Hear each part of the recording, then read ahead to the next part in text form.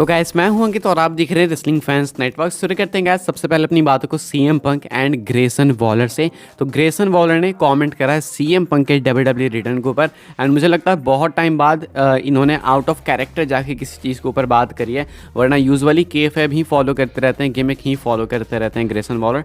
अभी क्या कहते हैं ग्रेसन वॉलर वो मैं आपको बता देता हूँ। बेसिकली ये सीएम पंक को ग्रीट करते हैं काफ़ी अच्छे से एंड इन्होंने डिमांड करी है एक प्रोमो बैटल की। क्या कहते हैं पूरा आप यहाँ पर स्टेटमेंट देख सकते हो। कहते हैं it's great to have punk back because obviously he's a big name, he's a big star. I got to sit back to that SmackDown last Friday and sit in the gorilla position and watch him go out and talk. It's a different vibe for me personally. I'm not going to go and ask for advice and kiss that's not who I am, but I'm going to sit back and watch him do it and I'm going to take some notes in my head. That promo he did on Friday, especially hearing the live crowd was everything and everything was cool.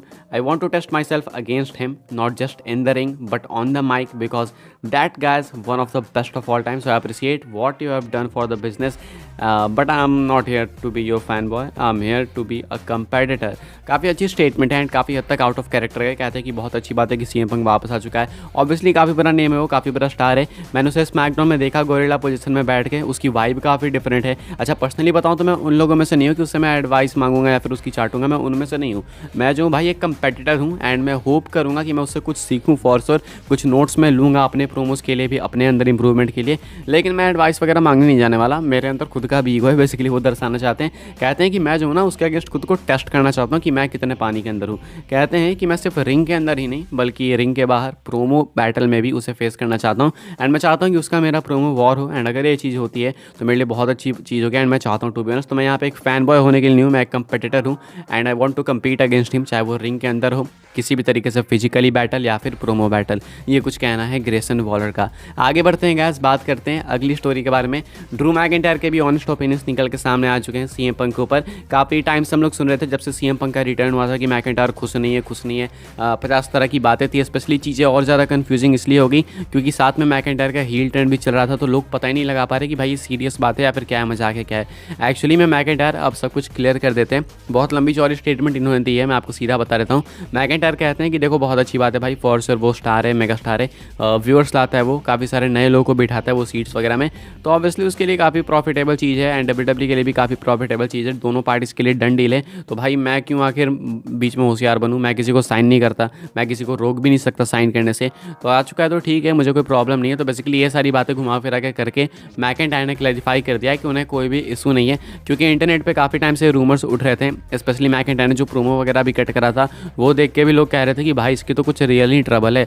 Actually real trouble नहीं है and Seth Rollins के साथ थोड़ा बहुत है, जो मुझे लगता है कि शायद इस फ्यूड के वजह से या फिर साथ में ये लोग काम करेंगे तो उसमें ही रिजॉल्व हो जाएंगी चीज़ें, ऐसा मुझे लगता है टू बी ऑनेस्ट। बाकी होगा नहीं होगा वो तो आगे की बात है। अभी के हिसाब से मैकिंटायर ऑनेस्ट ओपिनियंस में ये चीज़ क्लियर करते हैं कि उन्हें कोई भी प्रॉब्लम नहीं है सीएम पंक से। आगे बढ़ते हैं गैस, बात करते हैं अगली स्टोरी के बारे में जो कि कोडी रोड्स को लेके एंड ये अपडेट थोड़ी सी याद रखने वाली है गैस। रॉयल रंबल सीजन काफ़ी करीब है, ऑलमोस्ट हम लोग उसी चीज़ में, लेकिन जनवरी में एंटर कर जाएंगे तो थोड़ा सा ज़्यादा लगेगा कि हाँ भाई अब बस इसी महीने जो है रॉयल रंबल है।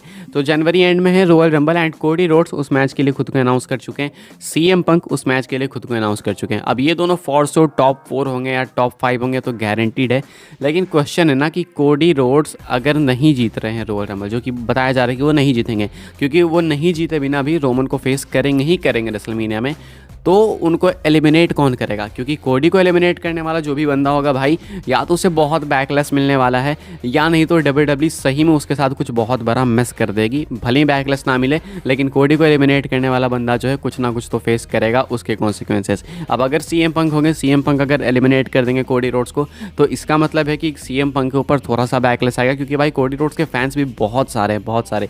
तो डब्ल्यूडब्ल्यू नहीं चाहेगी कि सीएम पंक के ऊपर ये चीज़ आए, स्पेशली जब उनको वर्ल्ड चैंपियन बनाने की ये लोग आगे सोचने वाले हैं एंड स्पेशली जब सीएम पंक की हिस्ट्री ऐसी है तो डब्ल्यूडब्ल्यू को भी सब कुछ अच्छे से ले जाना है, प्रूव करना है। तो इस कंडीशन में आई पर्सनली डोंट थिंक कि सीएम पंक जो है एलिमिनेट करेंगे कोडी रोड्स को। मुझे लगता है कि कोडी रोड्स पहले ही एलिमिनेट हो जाएंगे। तो कौन करेगा कोडी रोड्स को एलिमिनेट? अब ऐसे में चांसेस बहुत ही ज़्यादा है कि ब्लड लाइन के मेंबर्स ही कोडी रोड्स को एलिमिनेट करेंगे।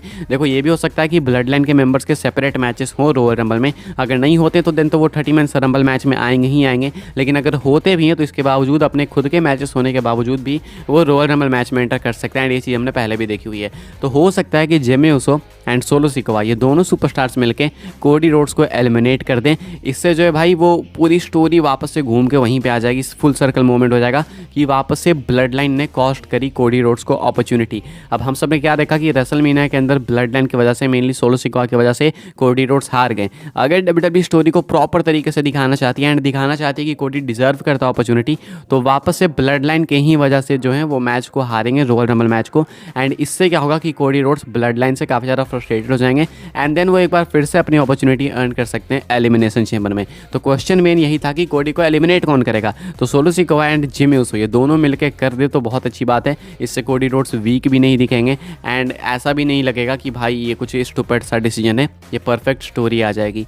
आगे बढ़ते हैं गाइस, बात करते हैं अगली स्टोरी के बारे में जो कि है डोमिनिक मिस्टीरियो को लेके। शायद मैंने आपको अपडेट बताई है, लेकिन इसको लेके थोड़ी सी और फर्दर अपडेट आई है निकल के सामने। आगे बताया जा रहा है कि आगे क्या हो सकता है डोमिनिक मिस्टीरियो को लेके। ऑलरेडी डोमिनिक मिस्टीरियो 2023 में बहुत ज़्यादा चमके हैं, बहुत ज़्यादा सपोर्ट मिला फैंस की तरफ से थोड़ा सा नेगेटिव सपोर्ट था, लेकिन हाँ अगर देखो एज अ सुपरस्टार तो काफ़ी अच्छा सपोर्ट है, बिकॉज आप रिएक्शन ला रहे हो ना। आप चाहे वो हील के तौर पे लाओ, चाहे बेबी फेस के तौर पे, चाहे बू लाओ, चाहे चीयर्स लाओ, रिएक्शन होता है। अब ऐसे में जो है डोमिनिक के लिए ये साल काफ़ी अच्छा था, 2024 भी काफ़ी अच्छा होगा। अपडेट मैंने आपको ऑलरेडी बताई चैनल के ऊपर। एक और न्यूज़ है रेसलिंग ब्लॉग की तरफ से ही बताया गया है, WWE has great plans for Dominik Mysterio for 2024। WWE has been very impressive how well he has improved and are amazed with his work. तो बेसिकली वही अपडेट है एंड बताया जा रहा है कि WWE स्टिल यही प्लान कर रही है एंड डोमिनिक मिस्टीरियो के लिए साल 2024 में भी 2023 से भी बड़ा और अच्छा हो सकता है। 2023 में किसको किसको फेस करा डोमिनिक ने, ये बातें मैंने आपको ऑलरेडी बता रखी है, अभी से 2 दिन पहले या फिर कल ही बताई थी किसी अपडेट वीडियो के अंदर, जिसमें कि आपको ये भी देखने को मिल जाएंगे, CM पंक भी देखने को मिल जाएंगे, बिकॉज इनका मैच अभी सेट हो चुका है। 2 मैचेस साल 2023 के एंड में कोडी रोड्स को फेस कर चुके हैं, जॉन सीना से मैच हो चुका है उनका स्मैकडाउन के ऑफर में, रैंडी ऑर्टन को फेस कर चुके हैं। तो स्टार पावर तो बहुत है, खुद के अपने डैड रे मिस्टीरियो को भी फेस कर चुके हैं, तो बहुत कुछ अर्न करा है डोमिनिक मिस्टीरियो ने 2023 के अंदर एंड 2024 में भी शायद इनका और बेटर हो। आगे बढ़ते हैं गाइस, बात करते हैं अपनी आखिरी स्टोरी के बारे में जो कि है एज स्टाइल्स को लेके। अब फैंस की एक डिमांड है, मैं आपको बता दूं, ये बहुत पहले से डिमांड है, ऐसा नहीं है कि अभी की डिमांड है, ये बस एज स्टाइल्स का रिटर्न काफ़ी जल्दी होने वाला है। तो मुझे लगा रिमाइंड कर देते हैं आपको।